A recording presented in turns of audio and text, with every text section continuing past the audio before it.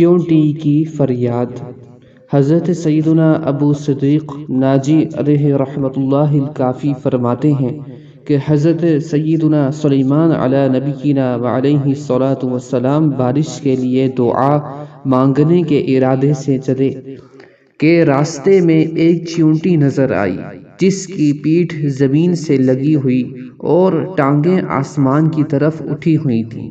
وہ عرض کر رہی تھی، اے اللہ عز و جل، ہم بھی تیری ایک مخلوق ہیں اور ہم تیرے رزق سے بے نیاز نہیں، بس تو ہمیں دوسروں کے گناہوں کی وجہ سے ہلاکت میں نہ ڈال۔ حضرت سیدنا سلیمان علی نبینا علیہ الصلاۃ والسلام نے لوگوں سے فرمایا، لوٹ چلو، دوسروں کی دعاؤں کے صدقے تم پر بارش برسے گی۔ صلو علی الحبیب صلی اللہ تعالی علی محمد صلی اللہ تعالی علیہ وآلہ وسلم۔